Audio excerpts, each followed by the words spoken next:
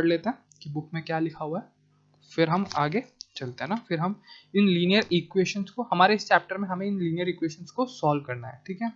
बस और कुछ नहीं है, बहुत सिंपल सा चैप्टर है, बहुत इंटरेस्टिंग सा चैप्टर है। अगर आप पढ़ोगे तो बहुत इंटरेस्टिंग सा चैप्टर है, नहीं पढ़ोगे तो ये सबसे डिफिकल्ट चैप्टर है, ठीक है। तो चलो हम स्टार्ट करते हैं। लीनियर इक्वेशन हम वन वेरिएबल पढ़ लिया हमने। अब यह है how this chapter is useful in our daily life. हमें ये डेली लाइफ में कैसा यूज होता है, ठीक है। क्या है लीनियर इक्वेशन? यूजेस वन और more variables where one variable is dependent on another. Almost any situation where there is an unknown quantity, linear equation uses, वापस पढ़ लो, linear equation uses one or more variables where one variable is dependent on another।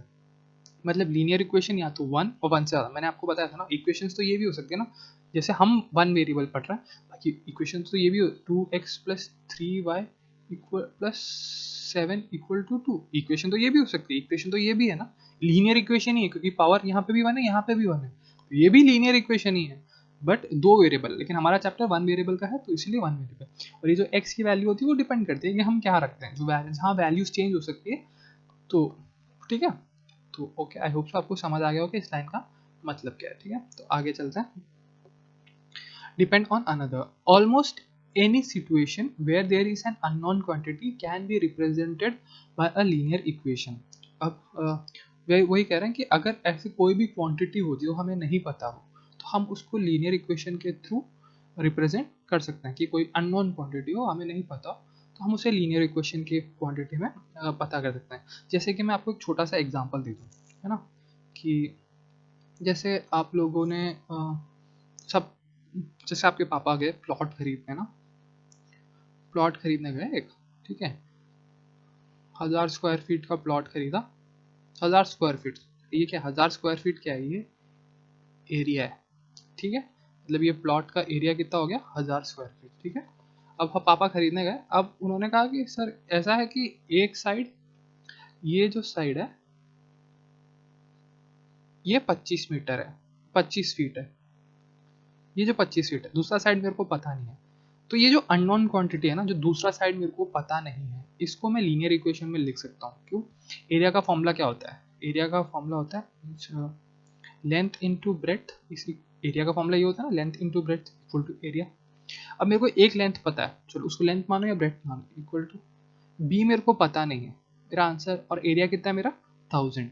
क्या मेरे को यहाँ से B मिल सकता है? ये मेरी लीनियर इक्वेशन ही हुई ना, एक तरह से देखो तो ये मेरी लीनियर इक्वेशन हुई। क्या बनी है?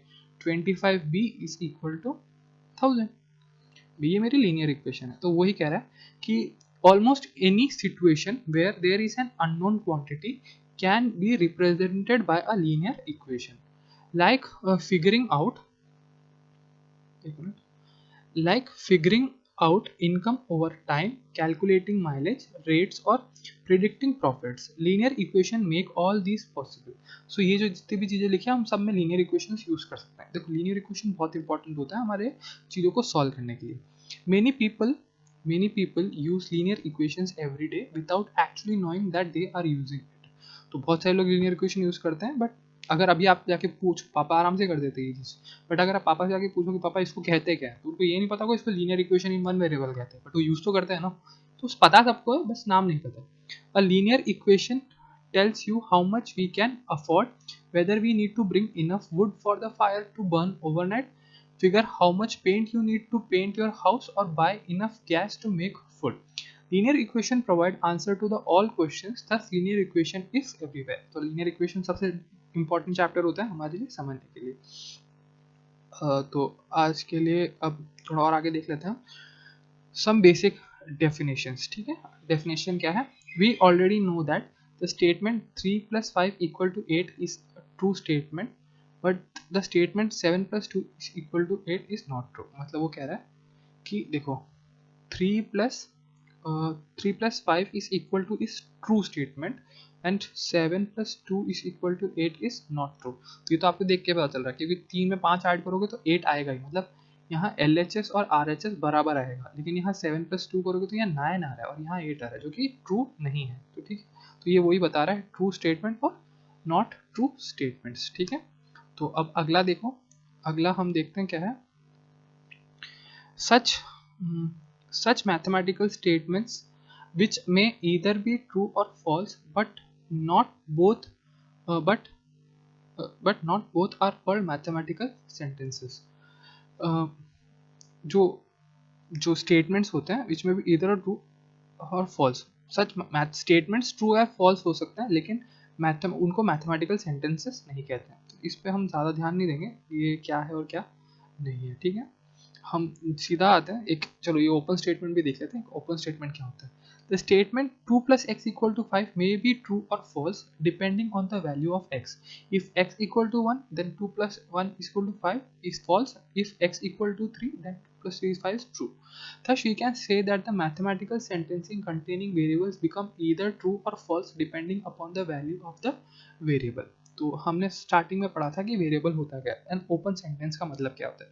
उसने एक इक्वेशन दे रखी है कि 2 plus x equal to 5। अब वो कह रहा है कि इस x की वैल्यू पे डिपेंड करेगा कि ये स्टेटमेंट ट्रू है या फॉल्स है। तो उसने अगर कहा कि लेट x इक्वल टू 1 रखा तो क्या हो गया 2 plus 1 इक्वल टू 2 प्लस कितना हो गया, ये 3 हो गया। क्या 3 5 के बराबर है? नहीं ना, तो ये फॉल्स है। लेकिन उसी टाइम वो कह रहा है अगर वो x को ना 3 रख देता है, लेट x इक्वल टू 3 रख देता है तो 2 plus 3 इक्वल टू 5, तो 2 plus 3 यहाँ करोगे तब भी 5 आएगा और ये भी। तो ये एक ट्रू स्टेटमेंट है। तो मैथमेटिक्स में वेरिएबल, अब देखो मैंने तुम्हें सबसे पहले ये समझा था कि वेरिएबल है जिसकी वैल्यू चेंज हो सकती है। तो ये x1 तो पहले रखा था फिर 3 रखा था, तो करेक्ट क्या है 3 ना। तो ट्रू स्टेटमेंट ये है हमारा ओपन स्टेटमेंट, ठीक है। तो यूजुअली सारी इक्वेशंस जो होती है वो ओपन स्टेटमेंट होता है, ठीक है। अभी इसमें ज़्यादा दिमाग मत लगाओ, बस इतना याद समझ के रखो कि इक्वेशंस क्या, लीनियर इक्वेशन क्या होती है, वेरिएबल्स क्या होते हैं, कॉन्स्टेंट्स क्या होते हैं, ठीक है।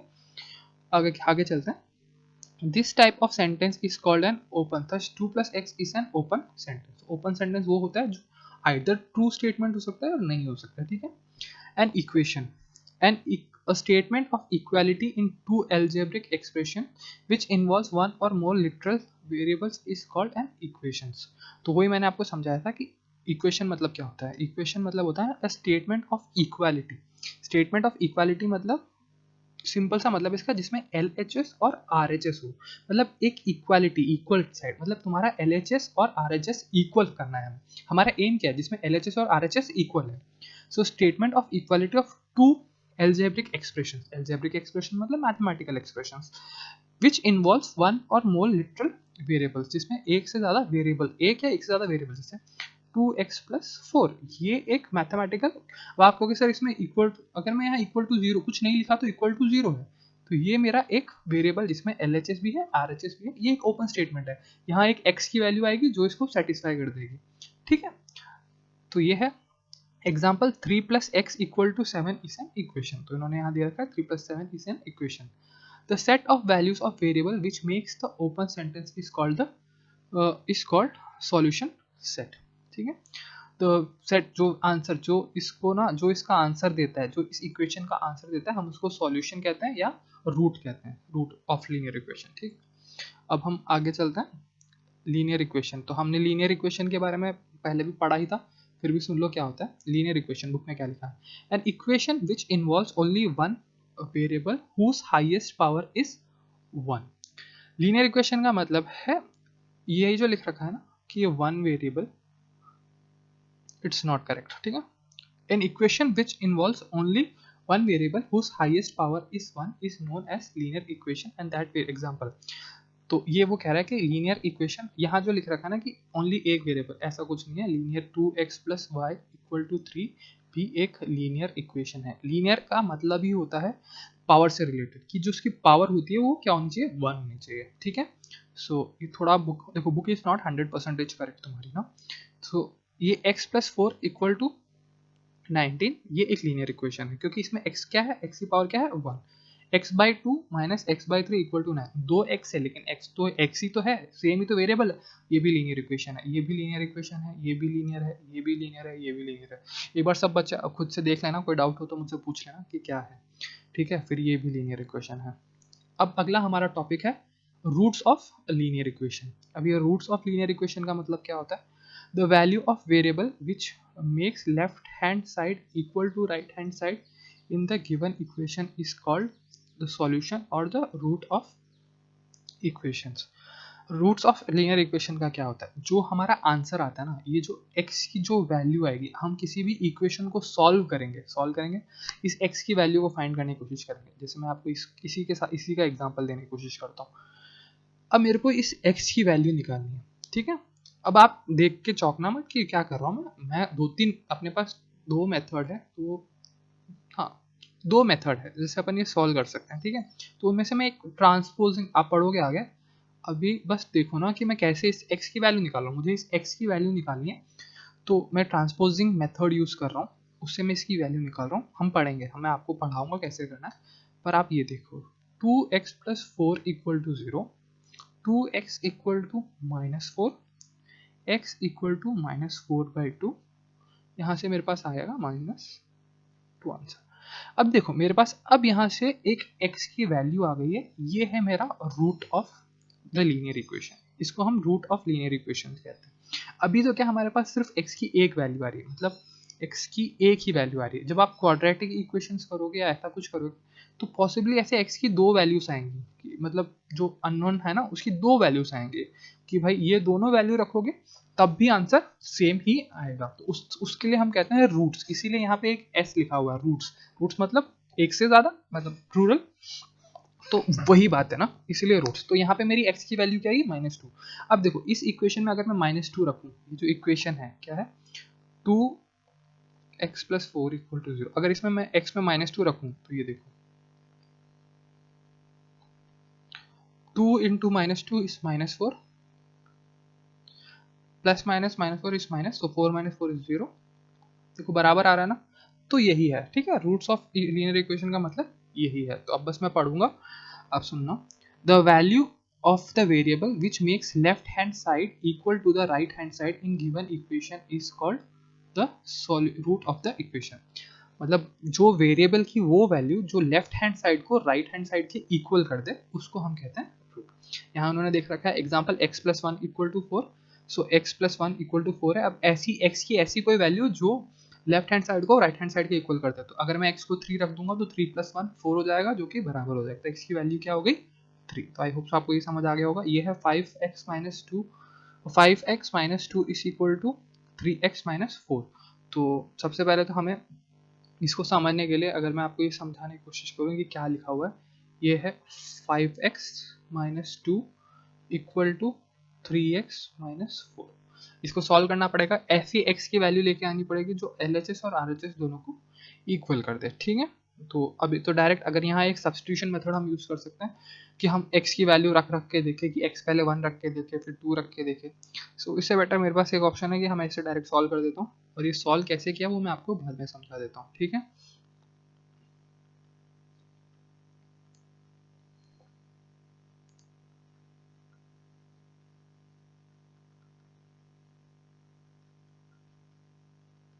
ठीक है, तो मेरे पास x अभी -1 आया, तो अब अगर ये मेरे पास आंसर आया, रूट आया, ठीक।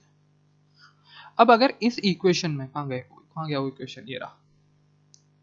अगर इस इक्वेशन में अगर मैं x की वैल्यू, ये जो x है, इन दोनों x की वैल्यू पे अगर -1 रखूंगा तो LHS और RHS इक्वल हो जाएगा। करके देख लो भाई जिसको डाउट हो।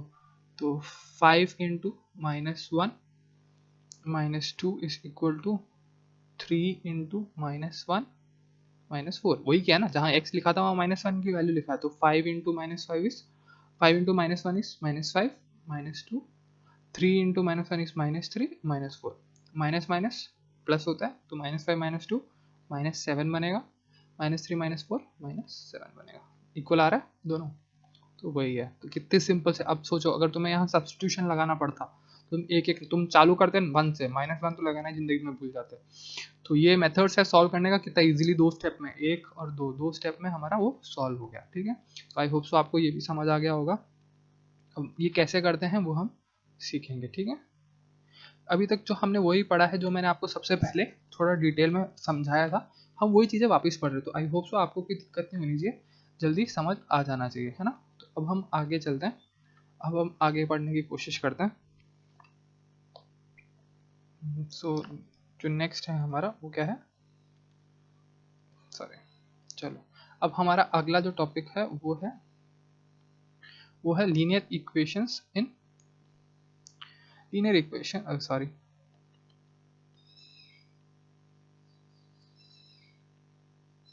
क्या हो गया,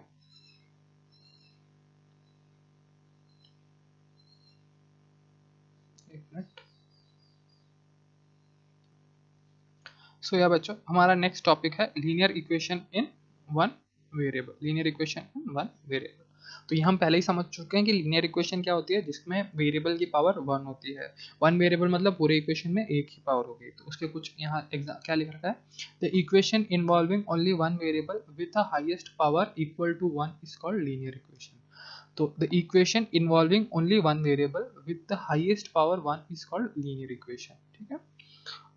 3x plus five equal to zero, ये देखो 3x एक ही वेरिएबल है, उसकी पावर क्या है वन। 4x एक ही वेरिएबल है, 4y एक ही वेरिएबल है, उसकी पावर वन है 3x। तो ये एग्जांपल देख लेना। The value of variable which satisfies the linear equation is known as its solution और रूट्स। जो वेरिएबल की जो वैल्यू जो पूरे इस इक्वेशन को सेटिस्फाई करेगी उसको हमने ऊपर ही पढ़ा था, रूट्स क्या है, या तो रूट्स कहेंगे या सॉल्यूशन कहेंगे। ठीक है। If a x plus B is zero is linear equation in one variable where a b are the real numbers and a is not equal to zero, then x equal to b minus a, it is solution। वो इसका solution, ये अगर linear equation है a x क्या है, A x plus B is equal to zero, अगर ये एक इक्वेशन है तो इसकी जो सॉल्यूशन है, इसका जो आंसर है वो x equal to minus B upon A आएगा। ये उन्होंने बता रखा है। ये कैसे आएगा ये मैं आपको समझाऊंगा बाद में, जब हम अभी पढ़ेंगे मेथड्स पढ़ेंगे। ठीक है। तो एक बार बस आप जल्दी से आप ये समझ लो लीनियर इक्वेशन का मतलब क्या हो जाता है। ठीक है। अब हम सबसे इम्पोर्टेंट ये कंसिडरिंग द फॉलोइंग इक्वेशंस, जैसे ये किस इक्वेशंस की बात कर रहा है, एक्स स्क्वायर। अब देखो जिसमें पावर क्या वन नहीं है, इसमें पावर क्या है टू है, तो ये लीनियर इक्वेशन। यहाँ देखो वाई स्क्वायर प्लस वाई, हाँ एक ही वेरिएबल है पर क्या पावर सेम नहीं, तो ये सब क्या लीनियर इक्वेशंस नहीं है। सिंस द हाईएस्ट पावर, यहाँ लिखा भी है, since the highest power of variable of these equations are greater than 1, so these equations are not linear equations in one variable। तो मतलब वही कह रहा है कि इनकी पावर वन नहीं है भाई, वन से ज़्यादा है तो ये लीनियर इक्वेशन नहीं है। इसकी पावर मैक्सिमम पावर थ्री है, हाईएस्ट पावर थ्री है, तो ये है क्यूबिक इक्वेशंस। मैंने आपको बात स्टार्टिंग में लेक्चर में बताया था कि अगर मैक्सिमम पावर वन होती है तो हम उसे कहते हैं linear equation, maximum power two होती है तो हम उसे कहते हैं क्वाड्रेटिक इक्वेशन, और मैक्सिमम पावर थ्री होती है तो हम उसे कहते हैं क्यूबिक इक्वेशंस। जैसे यहाँ देख लो मैक्सिमम पावर शायद थ्री है तो ये क्यूबिक इक्वेशंस है। ऊपर वाले में देखो ये मैक्सिमम पावर टू है, यहाँ पे ये सारी क्वाड्रेटिक इक्वेशंस है। ठीक है। ये लीनियर इक्वेशंस नहीं है। आगे हम चलते हैं, अगला टॉपिक है हमारा, अब ये हमारा इंपॉर्टेंट टॉपिक है सॉल्यूशन ऑफ लीनियर इक्वेशन, कि भाई हम लीनियर इक्वेशन को सॉल्व कैसे करते हैं। ठीक है। तो इसमें क्या है, इसको हम कहते हैं इनवर्स ऐड करना, या तो एडिटिव इनवर्स या मल्टीप्लिकेटिव इनवर्स को ऐड करना। ठीक है। जैसे कि मैं आपको ये समझाने की कोशिश कर रहा हूँ। ठीक है। ये चीज़ सॉल्यूशन ऑफ लीनियर इक्वेशन, ठीक है, इसका कुछ नाम नहीं है। ठीक है। ऐसा जिसका कोई नेम नहीं है, बट ये आपको ये करना है कि जो हो रहा है उसका उल्टा करना है, इन्वर्स करना है। ठीक है। इतना याद करो, इन्वर्स मतलब उल्टा। ठीक है। अगर सो ओके, सो बच्चों we will meet in next class, तब तक के लिए bye, take care and be safe.